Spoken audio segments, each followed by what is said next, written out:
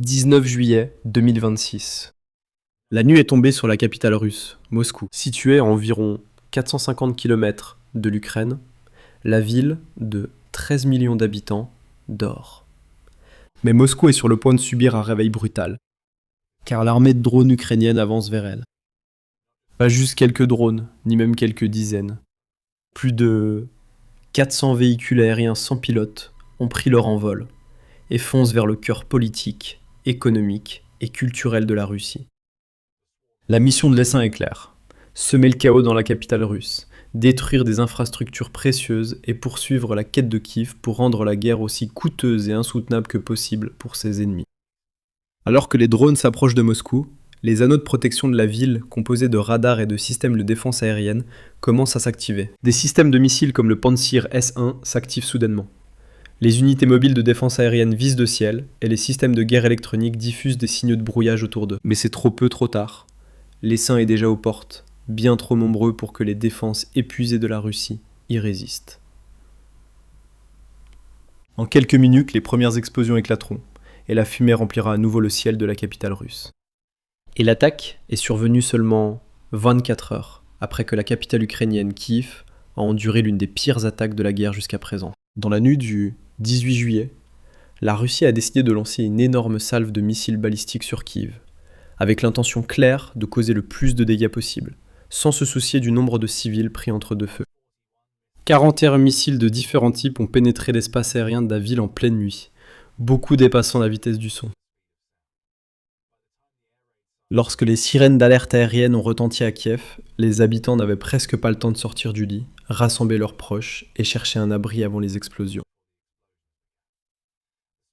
La vitesse, la maniabilité et le nombre élevé de missiles ont rendu la tâche très difficile aux défenses aériennes ukrainiennes face à l'attaque, qui comptait aussi environ 125 drones russes, selon les rapports.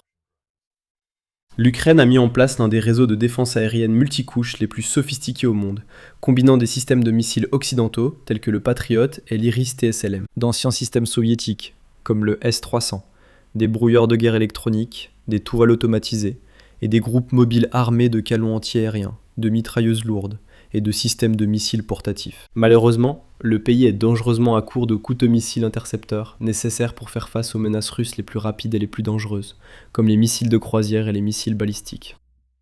Ainsi, bien que l'armée ukrainienne ait réussi à abattre la grande majorité des drones, en éliminant 108 sur 125, elle n'a pu arrêter que moins de la moitié des missiles, soit 18 pour être précis. Le reste a atteint ses cibles, avec de nombreuses explosions retentissant autour de Kiev, apportant encore plus de dévastation à une ville qui souffre sans relâche depuis le début du conflit, en février 2022. Les explosions et des détonations ont rempli l'air, beaucoup de missiles, laissant derrière eux des tas de décombres et des incendies violents. Plusieurs quartiers de la ville ont été touchés, notamment des immeubles résidentiels, des entrepôts, un dortoir et un supermarché. Ont tous fait partie des structures endommagées pendant la nuit. Selon le maire de Kiev, Vitali Klitschko, une station de métro proche du centre-ville a également été endommagée, et un passage piéton souterrain à proximité s'est effondré, ne laissant qu'un tas de décombres à fouiller pour les secouristes. Environ 600 de ces secouristes, ainsi que des médecins, des policiers et d'autres membres du personnel d'urgence, ont été mobilisés après l'attaque, pour éteindre les incendies, dégager les décombres, sauver les civils piégés et fournir des soins d'urgence à ceux qui en avaient besoin.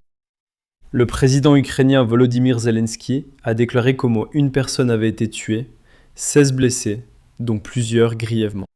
Andriy Sybiha, ministre des Affaires étrangères par intérim de l'Ukraine, a affirmé que c'était le plus grand barrage de missiles subi par Kiev depuis le début de la guerre, et la capitale n'était pas la seule cible de la Russie.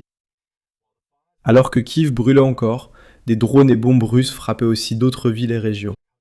Il y a eu des rapports d'attaques à Zaporizhia, où une personne a été tuée, et à Kherson, où 2 personnes ont été tuées, dont une femme de 75 ans. Un autre décès a eu lieu dans la région de Dnipropetrovsk, et un garçon de 16 ans est mort à Odessa après une attaque russe sur un parc d'attractions. Attaque après attaque, explosion après explosion, mort après mort. L'assaut implacable de la Russie se poursuit sans relâche, mais l'Ukraine n'est plus obligée de simplement subir. Elle dispose désormais des armes pour riposter en profondeur sur le territoire russe, rendant l'appareil au Kremlin pour chaque attaque. Et dans les heures qui ont suivi l'assaut sur Kiev, les forces ukrainiennes ont immédiatement commencé à préparer leur frappe de représailles. Après une attaque massive sur sa capitale, l'Ukraine voulait riposter par une frappe similaire sur Moscou. Ainsi, au cours de la journée du 19 juillet, alors que les secouristes étaient encore occupés dans les rues de Kiev, les équipes de drones ukrainiennes préparaient un immense essaim de drones, comprenant divers modèles, dont des drones leurres et des drones d'attaque longue portée de type kamikaze, comme le Firepoint FP1. Et une fois le soleil couché, l'essaim a été lâché sous le couvert de l'obscurité. Des centaines de drones ukrainiens ont décollé de divers endroits, et si la plupart visaient la capitale russe, les commandants ukrainiens ne se sont pas limités à Moscou. Ils voulaient également s'assurer de ne pas négliger d'autres lieux et cibles tout aussi importants, voire plus. Tandis que des centaines de drones entamaient leur long vol vers le nord-est, un essaim plus petit prenait la direction opposée, vers le sud, en direction de la mer d'Azov. Cette étendue d'eau, vitale, se situe entre la péninsule de Crimée et la Russie continentale. La mer Noire se trouvant encore plus au sud. Les navires de la flotte fantôme russe ont largement opéré dans ces eaux, exportant illégalement du pétrole et d'autres marchandises, pour apporter des fonds indispensables aux caisses du Kremlin, tout en livrant également des fournitures vitales à la péninsule occupée. Récemment, l'Ukraine s'est focalisée sur la perturbation de la flotte, endommageant et coulant de nombreux pétroliers, cargos et autres navires tentant de traverser les mers. Et dans la nuit du 19 juillet, d'autres navires allaient connaître exactement le même sort. Opérant sous la direction du commandant des forces des systèmes sans pilote, Robert Magyar-Brovdi, les pilotes ukrainiens de drones FPV ont guidé leurs drones kamikazes vers leurs cibles, voyageant à grande vitesse et dotés de caméras thermiques pour repérer aisément les navires dispersés sur l'eau. Les drones n'ont eu aucune difficulté à se diriger vers les navires russes, qui étaient bien trop grands et longs pour effectuer la moindre manœuvre d'évitement. En dehors de quelques gardes armés sur les ponts, ces navires n'ont aucun moyen réel de se défendre contre les drones, qui se sont verrouillés sur leur cible et ont foncé vers eux. La première explosion a retenti, provoquant des remous à la surface de l'eau. Des équipages et capitaines des autres navires ont entendu l'impact, vu les flammes, sans avoir le temps de faire demi-tour. Sachant qu'ils étaient les suivants, ils n'avaient plus qu'à attendre et se préparer à l'impact. Un autre navire a été touché, puis un autre, et encore un autre, les drones ukrainiens visant spécifiquement les parties les plus importantes de chaque navire, perçant des trous dans leur coque et déclenchant des incendies dans leur superstructure, les laissant immobilisés et fumants, tandis que les équipages couraient vers les canaux de sauvetage. Quand la poussière est retombée, 7 navires au total avaient été endommagés par les drones. Cela portait le nombre total de navires de la flotte fantôme attaqués par l'Ukraine en juillet à un chiffre impressionnant de 183. Les responsables russes ont ensuite suspendu les opérations maritimes en mer d'Azov, ce qui impactera directement les finances du pays, puisqu'il ne peut plus transporter du pétrole et des produits agricoles vers ses acheteurs internationaux par cette voie. Alors que la fumée envahissait le ciel au-dessus des mers, d'autres drones ukrainiens s'apprêtaient à frapper une nouvelle cible majeure, cette fois sur terre. À plusieurs kilomètres des côtes et loin du chaos en mer d'Azov, une nuée de drones ukrainiens avançait vers la zone de Kherson sous contrôle russe. Gérée par une équipe d'opérateurs du Centre des opérations spéciales Alpha du service de sécurité d'Ukraine. Les drones ne faisaient pas que survoler la zone pour trouver des cibles russes à attaquer. Ils avaient une cible très précise en tête et chacun d'entre eux se dirigeait droit vers elle. Cette cible était un centre de coordination du service fédéral de sécurité russe, ou FSB, le successeur moderne de l'infâme KGB de l'Union soviétique, installé dans un ancien internat qui avait été réaménagé par la Russie après que son armée eut pris le contrôle de la zone. Le centre abriterait jusqu'à 100 militaires et agents du FSB à tout moment. Des dizaines de personnes dormaient probablement dans le bâtiment tôt le 20 juillet, lorsque les drones ukrainiens sont arrivés. Ils pensaient être en sécurité, et ils avaient de bonnes raisons de le croire, car le centre était fortement gardé. Selon le service de sécurité ukrainien, plusieurs gardes armés surveillaient l'établissement contre toute menace. Les forces russes avaient également installé des points de contrôle dans la zone environnante, qui étaient opérationnels au moment de la frappe, ainsi que des barrières et des abris souterrains, où les soldats et les officiers pouvaient se replier en cas de suspicion d'une attaque imminente. La Russie consacre tant de ressources à défendre ce lieu, preuve de son importance. Le FSB est, à bien des égards, le cerveau de l'effort de guerre du Kremlin. Voilà pourquoi Moscou cherche à sécuriser et dissimuler au maximum ses bases et les sièges de ses services de renseignement. À une époque, l'Ukraine manquait de technologie et de ressources pour frapper un site comme celui-ci, et contourner les défenses russes afin de causer de sérieux dégâts à une installation du FSB. Mais cette époque est révolue, et l'Ukraine en 2026 est nettement plus forte qu'elle ne l'était auparavant. Elle possède des drones plus rapides, intelligents, résistants, dotés de têtes explosives plus grandes et dévastatrices. 13 de ces drones allaient frapper la base. Leurs pilotes surveillaient les écrans à bonne distance, à des dizaines de kilomètres, tandis que les drones se rapprochaient de leur cible. Ils ont survolé les barrières russes, contourné leurs gardes armés et observé la scène, repérant environ 70 véhicules garés autour du territoire de l'installation. Un signe clair que des dizaines d'officiers étaient sûrement à l'intérieur. Ragaillardis par ce constat, et voulant frapper fort l'agence de renseignement ennemie, les pilotes ont accéléré, se dispersant avant de faire voler leurs drones dans l'enceinte. Chacun a frappé sa cible, endommageant murs et toits, et déclenchant de violents incendies qui ont duré des heures. L'attaque a été rapide et efficace, laissant aux Russes très peu de temps pour réagir ou répondre, et en quelques minutes, une grande partie du centre était partie en fumée. Le nombre de membres du FSB tués ou blessés reste inconnu, la Russie ne publiant pas de chiffres officiels prochainement. Mais il est certain que l'agence a été durement touchée cette nuit-là. Cependant, l'essentiel de l'attaque de drones ukrainiennes allait encore avoir lieu, à plusieurs centaines de kilomètres au nord, dans la ville supposée la plus sûre de Russie. De petits groupes du plus grand essaim de drones s'étaient détachés et avaient réussi à frapper leur cible en mer d'Azov et dans le Kherson occupé. La majorité de l'armée, de 400 drones, s'est dirigée directement vers la capitale russe, en entrant dans les limites extérieures de la ville. Certains des drones ont été abattus par les défenses russes. Certains ont subi des interférences dues au nouveau système de guerre électronique du Kremlin. Privés de communication et de navigation, ils ont perdu le contrôle et se sont écrasés. D'autres ont été abattus par des intercepteurs et des équipes au sol. L'essaim a diminué lentement, mais restait trop vaste pour être totalement éliminé par la Russie. Et de nombreux drones ont franchi l'anneau extérieur de défense de Moscou, avant de se séparer et de se diriger vers leurs propres cibles spécifiques.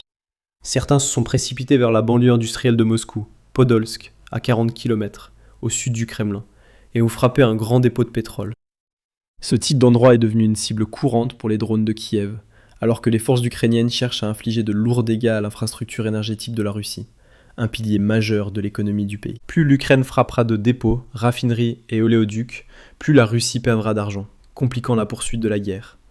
Le dépôt de Podolsk était le dernier en date d'une longue série de cibles touchées.